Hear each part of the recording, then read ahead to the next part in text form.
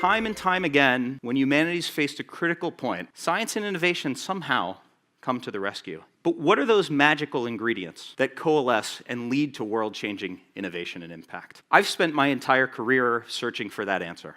Transformative change starts with an individual or a small group that look at the world and they say, it could look different, and they commit their life to making that so. What happens to those innovators whose ideas aren't as easily brought to life by the tools of the modern age? Here's the bottom line. It turns out that hard science innovators, those with the potential to solve some of humanity's biggest problems, they're not better off today than ever before. They're actually worse off. The modern model of innovation really isn't well suited for them. The great applied research labs, those places don't exist anymore. But it doesn't have to be that way. I've had the privilege of spending the last 3 years working with a truly exceptional group of people and organizations. Our goal has been to define a new pathway for science innovation.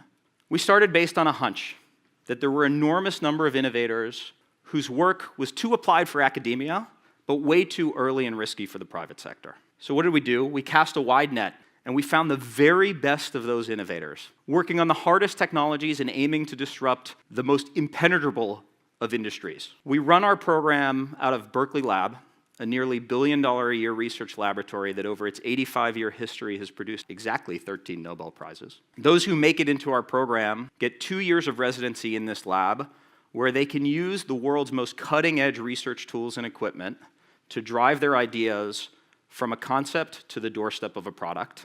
Our first cohort recently graduated, and their progress blew us away. They made new discoveries, they built world record-setting prototypes, they scaled materials from test tube scale to tons. They found markets, they learned about new applications, they even signed customers. In just 2 years, they leveraged the minimal support that we provided in this home to attract over $10 million of research funding into their projects. And so it's my pleasure and honor to share one of those stories with you today. Please join me in welcoming to the stage from our first cohort at Cyclotron Road, Miss Etosha Cave.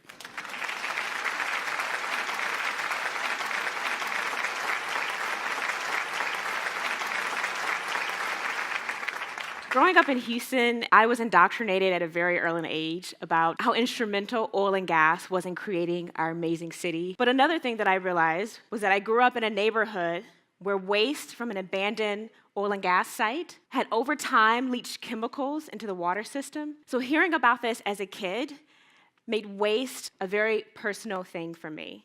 And so I started Opus 12 with the desire to answer the question, what if we can rewrite the story of waste CO2? What if we could provide an economic incentive for companies to recycle their CO2 instead of throwing it away? 7 years ago, Kendra Cool and I joined a lab at Stanford University. And in this lab, we looked at the creation of electrofuels and electrochemicals on a very fundamental level. And there we designed novel reactors and metal catalysts that would take carbon dioxide and water and convert those components into a higher value product. And these products include compounds such as plastics, common household cleaners, and even diesel fuel. We could use electricity to turn waste CO2 into higher value chemicals and fuels. We use the same electricity used to power your home or charge your iPhone, and we use it to effectively electrocute carbon dioxide and water in the presence of a metal catalyst. And in doing so, the CO2 and water are broken down into smaller atomic bits. And then if you have the right catalyst, those atomic pieces will recombine into a new molecule. And since then, we've identified 16 new molecules that we can make from CO2, water, and electricity. And each of these molecules represents a multi-billion-dollar industry. So towards the end of our PhD, we joined forces with Nicholas Flanders, who was in the business school. So later, we were selected to be the first cohort of Cyclotron Road. And there, we've been able to accelerate our development. We have the tools and the resources now to build our prototype, and we've gotten follow-on funding from philanthropic and government sources. And all of these resources have been critical to building our first prototype, and now as we move into building our first product. So Opus 12 has asked the question, what if we can use our technology to electrify the chemicals industry? Can we make chemicals more efficient, closer to the consumer, dramatically reduce emissions at the point source by using an ever cleaner grid? And we want to create a lasting impact on the environment and on climate change. But most importantly, we want to leave something beautiful behind for future generations. And one more thing to add, the Martian atmosphere,